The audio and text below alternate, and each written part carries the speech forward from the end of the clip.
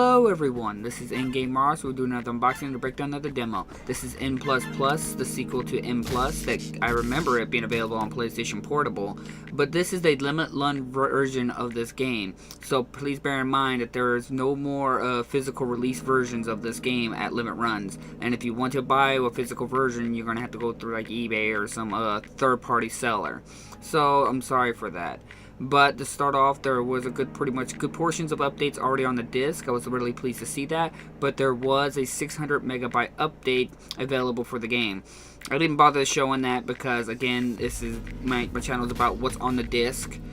So I just figured I just showed you what was available was already on the disc. So it was nice to see that, and the game played great pretty much for me. But the N++ is basically a puzzle, trial and error puzzle kind of mechanical system where it's kind of like Portal in its own way, but not Portal because it doesn't have portals. But it's just like where you try to solve the situation in the quickest and fastest method possible. And it's got little gold coin kind of things for a completionist method of see if you can get all the gold coins in the game, or gold squares, if you will. But the game is generally okay. I actually found it kind of dull, and to be perfectly frank, I didn't find the music all that great. At times, I actually found it kind of annoying. But the game controls pretty fluid. It takes you a little while to get used to such low gravity and the momentum system in the game, because there's just some things you do not think you're able to make, and just the momentum speed. And also, like it's sometimes confusing when you'll fall and die, and when moments you won't fall and die. It can be kind of tricky at certain moments, but for the most part, it's kind of enjoyable. There's really not much in terms of mechanics wise. Basically, you just run around, and push X to jump.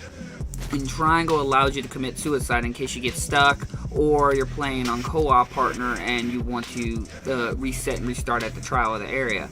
It's pretty nice how quickly it gets you right back at retrying it. Pretty fast too. Sometimes you get caught off guard because how quick it is. But the game is generally a pretty pleasant fun.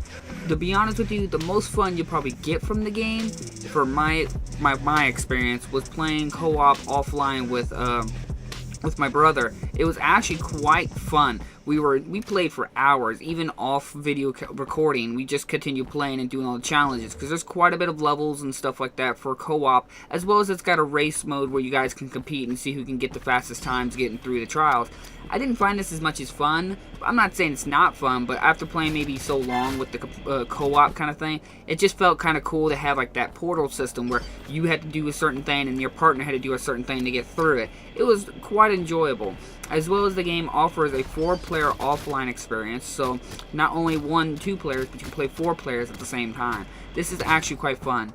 But please bear in mind, we did have a little hard time starting up the multiplayer. Before you think you just can go to co-op and you just register your controller, it does not. When you're at the main menu, you're about to pick a level, make sure that your controller, whoever is your second player, third player, fourth player, make sure they push X and pick a profile, of course, because if you don't, you will just start up one player wise. So I thought this was a little weird because there are some puzzles in the game where they're literally impossible to beat with one person, so it seems odd to allow you to start it up with one person.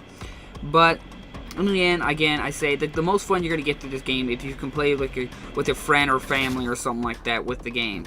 The game doesn't offer too much other than area. I do think it's kind of cool you can create your own puzzles, so that's actually kind of good replay value, and you can share it, of course. So it's kind of cool that you're able to do that as well. It's not like too much of an offer of a game, but it is a good pastimer as well. I can see why this game could have been quite popular on the PlayStation Portable, because it is a fun little game, and I can see how it could be really good on the go. But not to say it can't be on consoles or a PC. It is actually considered overwhelmingly positive on the PC. So I went ahead and picked it up for those very reasons when I saw that, and I can understand if you can play with 2 players, it's well worth it, trust me. The time and fun you'll get from it, cooperating, arguing with each other, friendships being lost and broken because we can't work with each other.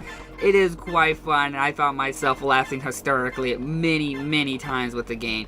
I really enjoyed it with the on couch, playing with a friend and family.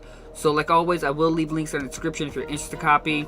Again, as I said, this is a Limit Run release, so it's going to be kind of hard to find a physical version, and it's going to be cost quite a bit of a penny, but it is available on PSN as well as Steam, so it's well worth your time to get it in that area.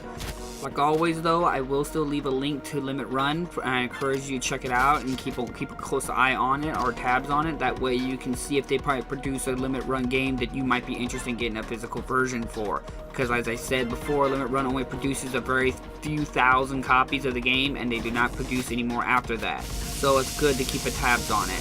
So thank you all for watching. Hit that like and subscribe button if you want to see more videos from me, and I'll see you guys in the next episode. Bye bye.